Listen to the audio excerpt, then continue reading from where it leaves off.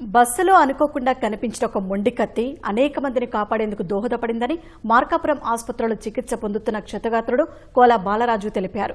మండుతున్న బస్సులో నుంచి సుమారు 10 మందిని తాను బయటకు పంపినట్లు చెప్పారు.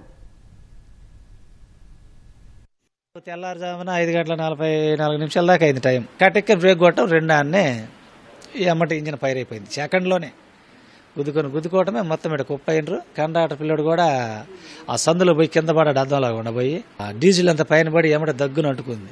ఆ సొక్క ఊడబీకేసి పోయి రోడ్డు మీద పడ్డాడు.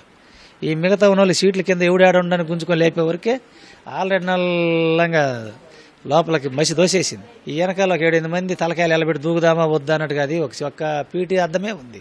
తలకాయలు పెట్టి వాళ్ళని 7-8 మందిని దాకా నెట్టిపారు నొక్కిన కిందకి. ఒకడే తప్పికని వదిలిపారు నొక్కిన. తగిలితే కింద దెబ్బే తగులుతుంది, పానం అయితే పోదులేదు. ఒక 2-3 దగ్గర ఉన్న వాళ్ళు పట్టుకున్నారు. ఆ కింద జారబెక్కుని దూకిన వాళ్ళు పట్టుకున్నారు వీళ్ళని.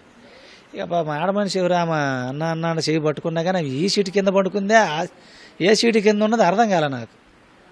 అర్థం కాక ఇంకా ఓడబెక్కున్నాడు. కత్తి ఏదో ఒకటి ముద్దు కత్తి ఒకటి ఉంది, ఒక బరిసెలాగా ఈ టైపులో కత్తి ఉంది, ఒక పాతది. మరి ఆడ ఏంటికి వచ్చిందో మరి ఏమో అర్థం కాలేదు. దాంతో ఈ లెఫ్ట్ సైడ్లో ఉండి అద్దాలన్నీ పాల్గొట్టి దాంతో పాల్గొట్టి దూకినాం. ఒక 7-8 మంది దాకా ఈ పక్క నుంచి నెట్టేసిన. అటు వెనకాలకి ఒక 2 నెట్టేసిన. మిగతా వాళ్ళు సగం దూరి సగం రాలేక సగం కాళ్ళు కూడా సగం కాలు నిదానంగా ఇంక అటు పక్క తిరిగి పోలేకపోయాను. ఇంక నా పని కూడా అయిపోయింది. కండిషను మేము బస్సు ఎక్కేటప్పుడు కొంచెము ప్రాబ్లం అనిపించింది, కానీ ఇంజిన్ స్టార్టింగ్ తర్వాత ఎక్కడన్నా కానీ ఏ పక్కటి ప్రాబ్లం రాలే బండికి.